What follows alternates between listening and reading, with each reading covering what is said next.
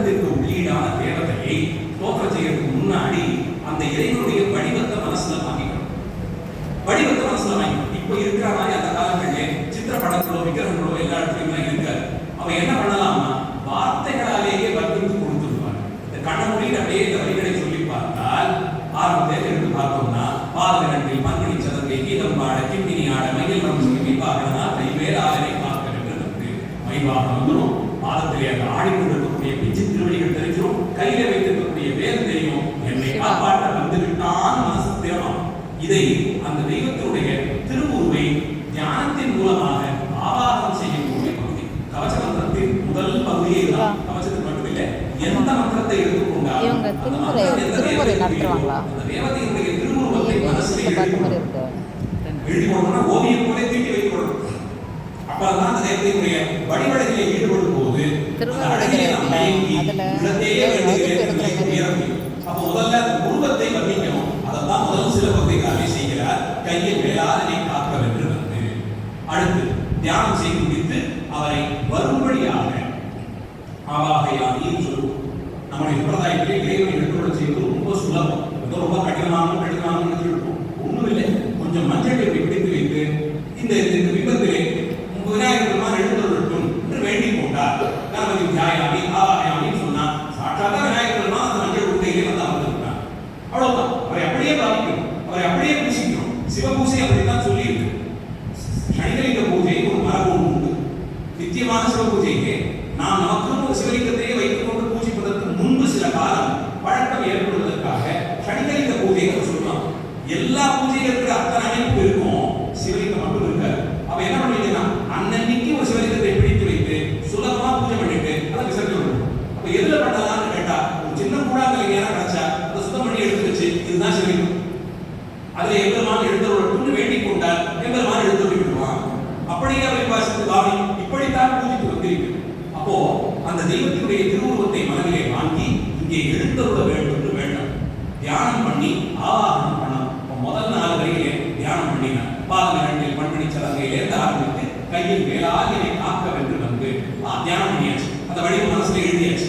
இப்ப அந்த வடிவத்தை என்ன பண்ணணும்னா வா இங்க வந்து எனக்கு எதிரே உட்கார்ந்து ஆவாகனம் செய்யணும். வர வர வேளாயுதனார் வருக வருக வருக மகிழ்வம் வருக இந்திரன் முதலாய் திசை போற்ற மந்திர வடிவேல் வருக வருக வாசகன் முருகா வருக வருக நேசம் அவர்கள் நினைவோம் வருக ஆரம்பம் படைத்த ஐயா வருக நீரிடும் வேலவன் நித்தம் வருக சிறகிரி வேலவன் சீக்கிரம் வருக சரவண பவனார் சடுதியில் வருக. இதுவரையும் அந்த ஆவாகன மந்திரமாகவே இதை பார்க்கிறோம். அதனால்தான் ஒவ்வொரு வரியிலும் வருக வருகின்ற போது முதல்ல சொல்லும் போது வேலாயுதனார் வருகின்ற நீ வரது மட்டும் இல்லை, கையில் வேலை வச்சுக்கே அதை விடாது, அதோடு சேர்த்து எடுத்துடணும். அந்த வேலாயுதத்தோடு நீ வரணும். ஆவாகை அப்படின்னு சொல்வது போல வருக வருக. அடுத்து என்னன்னா அஸ்திரத்தை எப்போது சொன்னாலும் அந்த தெய்வத்திற்குரிய வாகனத்தை சொல்லணும். வருக வருக மயிலோன் வருக. மயில் மேலேயே எழுந்தருடையபடியே ஆவாகனம் ஆக வேண்டும். தேவசேனாவதியாவது நீ எனக்கு தோன்ற வேண்டும். இந்திரன் முதலாக திசை போற்ற மந்திர வடிவேலாக. முருகப்பெருமானுடைய பல்வேறு நாமங்களிலே தேவசேனாவதி என்ற ஒரு திருநாமம் உண்டு. அதுக்கு 2 பொருள் எடுத்துக்கலாம். தெய்வசேனையாகிற தெய்வானை அம்பிகைக்கு அதிபதி, மற்றொன்று தேவர்களுடைய சேனைக்கு அதிபதி தேவசேனாபதி. அந்த கோலத்திலே எழுந்துள்ளோம். நாம் யுத்தம் எல்லாம் நடந்து முடிந்து சம்ஹாரம் எல்லாம் செய்து முடித்த பிறகு திருச்செந்தூர் திருத்தலத்திற்கு மறுபடியும் வந்திருந்தான் முருகப்பெருமான். தேவர்கள் அத்தனை பேர் வந்து ஸ்தோத்திரம் செய்தார்கள். பிரம்மா அன்னைக்கு அந்த வாங்கின கூட்டு நினைவுக்கு வந்துதான். வா இந்த குழந்தைதானா இவ்வளவு பெரிய காரியத்தை பண்ணிட்டு இது ஏதோ சின்ன குழந்தைன்னு தெரியாம நீங்க கடந்து போயிட்டோமே, கூப்பிட்டு வைத்து ஒரு விட்டு கொடுத்தானே, இப்ப தெரியறதுடைய பிரபாவம் வைத்தான். திருமாலுக்கு ஆனந்த வெள்ளம் பெருக்கெடுத்துதான். என்ன காரணம்னா நம்மிடத்திலிருந்து தோன்றிய 2 பெண்களை இவருக்கு திருக்கல்யாணம் செய்து வைத்து நம் வீட்டு மாப்பிள்ளையாக போறோமே ஆனந்தப்பட்டான். இப்படி ஒவ்வொரு தெய்வமும் வெவ்வேறு காரணங்களாக மகிழ்ந்திருந்த போது இந்திரன் வந்து திருவடிகளில் விழுந்து தேவ கூட்டம் முன்னால் விளைந்தது. ஐயா நீ தேவசேனாதிபதியாக எல்லா உலகங்களுக்கும்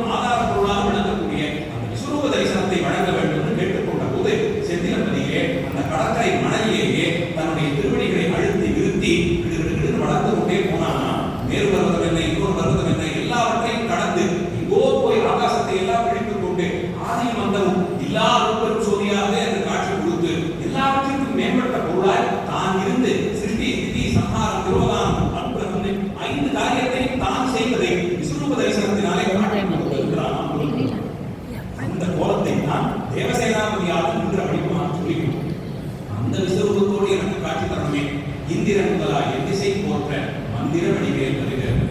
கிழக்கு திசைக்கு அதிபதி இந்திரன். அடுத்து 8 திசைக்குமான அதிபதிகள் ஸ்தோத்திரம் செய்தார்கள். நான் விஸ்வரூப தரிசனம் வளர்த்து கொண்டே போக திசைகள் எல்லாம் கடந்து எங்கோ போய்தான்.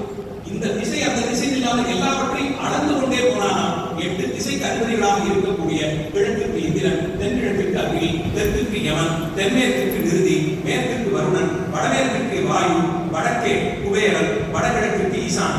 இந்த 8 திக்குக்கும் அதிபதிகள் என் திசை போற்ற என் திசை அதிபதிகளும் இந்திரன் தொடக்கமான 8 பேரும் தோத்திரம் பண்ணி எல்லா திசையும் வளர்ந்து கொண்டு போனாயே அந்த கோலத்தோடு அடியனுக்கு காட்சி தரும்படியாய் வர வேண்டும். அடுத்து அதே இந்திரன் வாசகன் என்ற பெயரால் அறியப்படுபவன் மருகா. இந்திரனுக்கு மருகனாக வந்து தோன்றினாயே அந்த கோலத்தோடு வருக. இந்திரன் மருகன்னா தேவசேனாவின் தேவனாக தெய்வாலயை திருக்கல்யாணம் செய்து கொண்ட கோலத்திலே வரும். அது மட்டும் போருமா? இல்லை. இந்த அம்பை ஒரு சக்தினா அந்த பக்கத்தில் இன்னொரு அம்பை இருக்கிறாரே குரமகள், நேச குரமகள் நிறைவோடு வருக. தேவபுத்திரியோடு கூட வழிநாயகியையும் திருக்கல்யாணம் செய்து கொண்ட கோலத்திலே பேர் வைத்து பாருங்கள். பாதங்களிலே கட்டி அந்த கிங்கினி எல்லாம் சத்தம் எழுப்ப மயில் மேலே நடனமாடி கையிலே வேலாயுதத்தோடு வந்து நின்று தேவசேனாதிபதியாக விஸ்வரூப தரிசனம் கொடுத்து ஒரு புறத்திலே தேவபுத்திரியும் மறுபுறத்திலே வழிநாயகியுமாக காட்சி கொடுத்த அந்த விஸ்வரூப கல்யாண கோலத்திலே உன்னை எனக்குள்ளே நான் ஆவாகம் செய்து கொள்கிறேன் என்று சொல்லிக் கொடுக்கிறார். சொல்லுங்க, இதை எப்படி 1000 முறை எல்லாரும் பாராயணம் பண்ணிருக்கீங்க? இந்த தியானத்தோடு சேர்ந்து இதை பாராயணம் பண்ணும்போது எவ்வளவு பெரிய விஷயத்தை 4 வரைக்குள்ள கொண்டு வந்துட்டாலும் நினைக்கும் போது அந்த பாராயண அனுபவம் நிச்சயமாக கூடும். மெய்யடியார் திருவடிகளுக்கு ஒரு விண்ணப்பம், தயவு செய்து எந்த ஞானங்களை எடுத்து ஓதுவதானால் தோத்திரங்களோ சாத்திரங்களோ பொருள் தெரிந்து கொள்வதற்கு கொஞ்சம் முயன்று அதை கற்று பாராயணம் செய்ய தொடங்கும் போது தரக்கூடிய அனுபவமே வேறு. வாசகம் வருகா வருக வருக, நேசபுரமாக நினைவோம் வருக, சண்முகனாக விளக்கக்கூடிய 6 முகம் படைத்த ஐயா வருக, நீரிடும் வேலவன் நித்தம் வருக.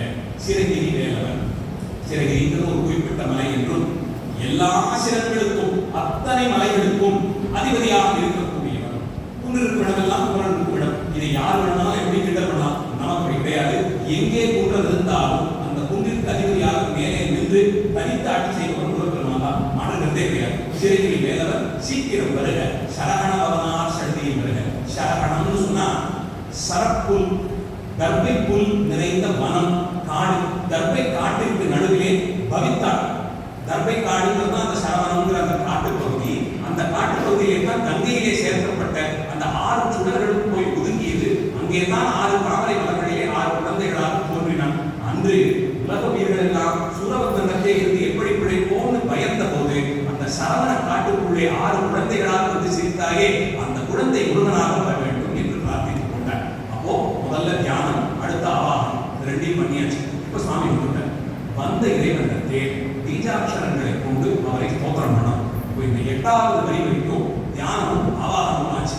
இதுக்கு மேலே தான் சரவண பகவான் அந்த பஞ்சாட்சரங்களுடைய சிறப்பை எப்படியெல்லாம் கொண்டாட முடியுமோ அப்படியெல்லாம் கொண்டாடும். மந்திர பீஜங்கள் என்று எடுத்துக்கொண்டால் அது ஒவ்வொன்றும் எத்தனை மாத்திரைக்கு சொல்லணும், என்ன வரிசையில சொல்லணும்னு எல்லாம் அர்த்தம் இருக்கு.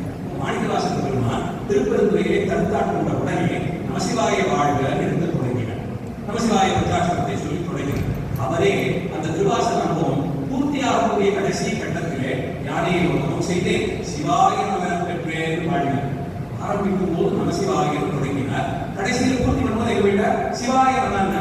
இதுவும் ஒன்னா வேலையா? இது நாங்கிற எழுத்துல ஆரம்பிக்குது, நகாரத்துல ஆரம்பிக்குது, அங்க சிகாரத்துல ஆரம்பிக்குது. நமசிவாய சிவாய நம ரெண்டும் ஒன்னா மேலோட்டமா பார்த்தா நம்ம எல்லாம் ஒன்றுதான். இது கேட்க இவ்வளவுதான் விசாரம் சொல்லிவிடும். அவ்வளவு சுலபம் இல்லை. உபதேசம் செய்து வைக்கும் போதே அந்த அடியாருடைய பக்குவத்தன்மையை பார்த்து நமசிவாய மந்திரமா சிகாராதி பஞ்சாட்சரமான்னு பார்த்து தான் சொல்லுவான். சீக்கிர எழுத்துல ஆரம்பித்தால் அதுவும் பஞ்சாட்சரம் தான். அதுவும் சிவாய நமன்னா 5 எழுத்து தான் இருக்கு. ஆனா அதை சிகாராதி பஞ்சாட்சரம் சொல்லுவாங்க. அவ தரக்கூடிய அந்த மந்திரத்தில் இருக்கக்கூடிய எழுத்துக்களின் வரிசையை வைத்து அது செய்யக்கூடிய செயல்பாடுகளை மாற்றணும். அவ்வளவு வீரியம் ஒவ்வொரு எழுத்திற்கும் உண்டு. அதனால மந்திரத்தை விளையாட்டு போக்காக பாடிக்கொண்டிருப்பது, குருத்திலேயான வந்த அடிக்கிற அழைப்பு மணியிலேயே மந்திரங்களை வைக்கிறது, பிரம்மகாயத்தை எப்படி வச்சுக்கிறது, வண்டி பின்னோக்கி போகும்போது ஒரு பாட்டு பாடுறேன் அதுக்கு ஒரு காயத்தை வச்சுக்கிறது. தயவு செய்து இதெல்லாம் வேண்டாம். மந்திரங்கள் பாதுகாக்கப்பட வேண்டும். தகுதியானவர்களுக்கு அது வந்து சேரும். நீங்க கஷ்டமே பட வேண்டாம். வேண்டும் வேண்டும் இறைவனத்தை விண்ணப்பம் வைத்தால் போதும். அந்த பக்குவம் இருக்கக்கூடிய காலத்தில் தானே வந்து சேரக்கூடிய சிறப்பு மந்திரங்கள் உண்டு. அந்த வழிக்கு முருகப்பெருமானுக்கு 6 எழுத்து மந்திரம் அடிக்க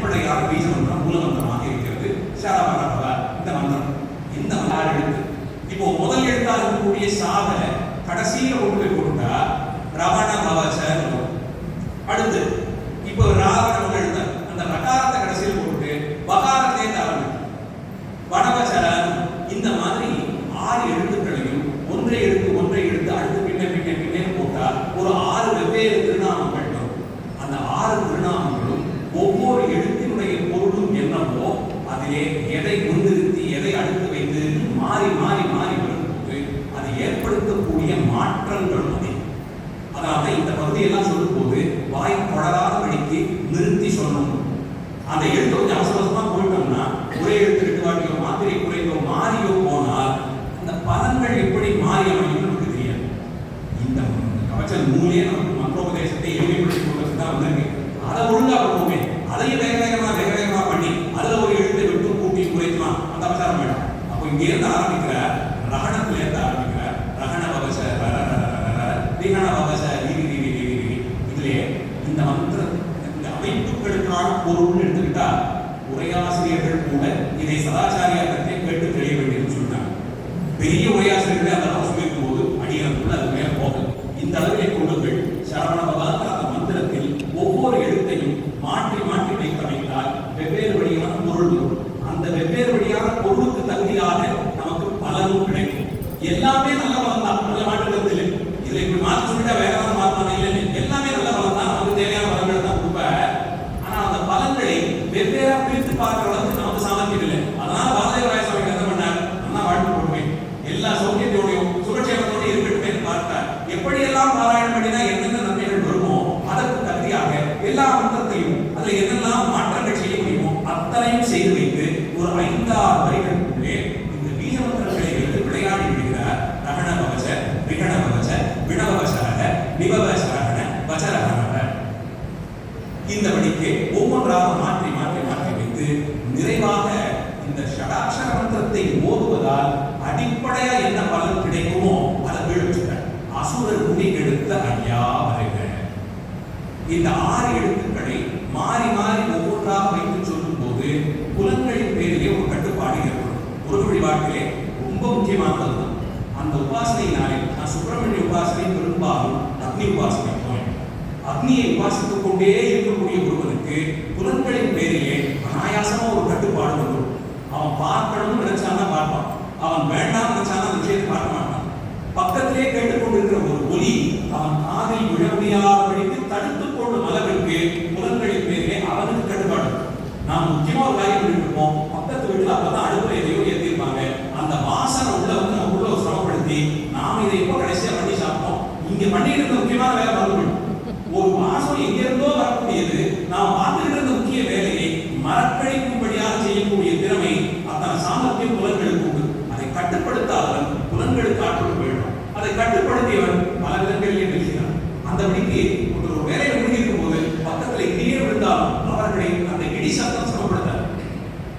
அப்படி இருக்கக்கூடிய நிலையில் புலன்களை கட்டுப்படுத்தக்கூடிய திறமை அக்னி உபாசனையினாலே வரும். அதனால்தான் பாரம்பரியமான சம்பிரதாயங்கள் பாரதிய சமுதாயம் மட்டுமில்லை, இன்னும் அநேக உலகத்தின் வெவ்வேறு பகுதிகளிலே எழுந்த பல்வேறு பழைய நாகரிகங்கள், அது ஈர்த்தாகட்டும், ரோமானியர்களாகட்டும், கிரேக்கர்களாகட்டும், பல பாரம்பரியமான நாகரிகங்களில் அக்னி தெய்வத்தை உபாசிப்பதை முக்கிய காரியமாக கொண்டார். அக்னியை உபாசிப்பது முக்கிய காரியமாக கொண்டிருந்தார். முருகப்பெருமானும் அக்னி உபாசனையின் வெளிப்பாடாகவே பார்க்கப்படுகிறார். அதனால்தான் அக்னிக்குரிய ஆட்டு விழா மேஷவாதம் முருகப்பெருமான் உண்டு.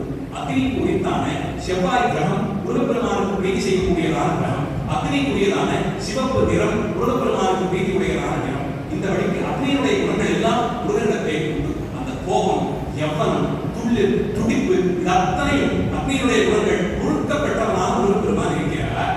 அக்னி உபாசனையினால் புலன்களை அடக்குவது போலே இங்கேயும் புலன்களை அடக்க முடியும்.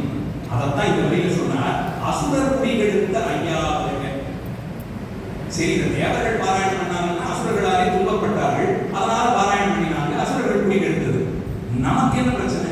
நமக்கு அதிகபட்சம் பக்கத்தில் கூட சண்டை இருக்கலாம், உத்தியோக தேவையான சண்டை இருக்கலாம். இதெல்லாம் அசுரர் குடி அளவுக்கு போகுமானா நாம வெளியே போய் அசுரர் குடியை தேட வேண்டியதே இல்லை. உள்ளுக்குள்ளேயே பல அசுரர்கள். இந்த அசுரர்களோட மல்லுகட்டமே அது முடியாமல் தானே அத்தனை சிரமம். ஐயா, எனக்குள்ள நான் யுத்தம் பண்ணிட்டு இருக்கேன், அந்த யுத்தத்திலே என்னோடு எதிர்த்து போரிடக்கூடிய அசுரர்களை கண்டடையவே முடியல.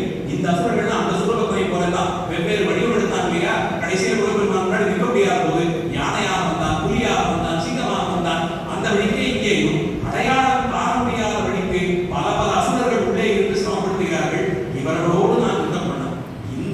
குடியை கெடுக்க வேண்டும். திருச்செந்தூர் திருத்தலத்தில் வெளிப்பிரகாரத்திலே நிறுத்தி மூலையில் விசேஷமான ஒரு திருமூர்த்தமான முருகப்பெருமான் எழுந்துள்ளிருப்பார். சத்ருசம்ஹார மூர்த்தி என்று அவருக்கு திருநாமம். ஒரு புடைப்பு சிற்பமாக பிரம்மாண்டமான ஒரு திருமூர்த்தம், நாயகர் காலத்திலே செய்யப்பட்ட திருப்பணி, ஆச்சரியமாக மையமேலே ஏறியபடி சிரித்த முகத்தோடு கையிலே வேலாயுதத்தை ஏந்தி எதிரே இருக்கக்கூடிய அசுரன் பேரிலே பிரயோகிக்கும்படியாக சுவாமி இருப்பார். சத்ருசம்ஹார மூர்த்தி இதை போராத காலம் சமீப காலங்களாக அந்த சன்னதியிலே கூட்டம் நிரம்பி வழியுது. கோவில் கூட்டம் தான் சந்தோஷப்பட வேண்டியதான், மாற்றத்திற்கு இல்லை. ஆனா குறிப்பா அந்த சன்னதியிலே அவ்வளவு கூட்டம் ஏன் போயிருக்குதுன்னா, வரவங்க பூரா பேருக்கும் ஒரே சங்கல்பம் தான், சத்ரு சம்ஹரிக்கப்படணும். யார் அந்த சத்ருன்னா, பண்ற உத்தியோகத்துல எனக்கு எதிர ஒரு கடை வந்திருக்கான், அவன் அழியும். நான் பார்க்கிற அரசியலில் எனக்கு எதிர ஒரு கடை வந்திருக்கான், அவன் அழியும். ஒன்றை மட்டும் நிறைவேற்றிக் கொள்ளுங்கள், எந்த காலத்திலும் மற்றொரு உயிர் கொல்லப்படணுங்கிற சங்கல்பத்தோடு கோயிலுக்கு போனால் அதை செய்யக்கூடிய துர்தேவதைகள் உண்டு. அந்த கோயிலுக்கு போனால் அந்த காரியத்தை செய்யும். ஆனால் அது கிட்ட போய் ஒரு பலியை கொடுத்து இந்த காரியத்தை நீங்க செய்யுங்கள்னு சொன்னா செஞ்சு முடிச்சுட்டு அடுத்த வேளை சாப்பாட்டுக்கு நம்ம கிட்ட தான் வந்துருக்கும்.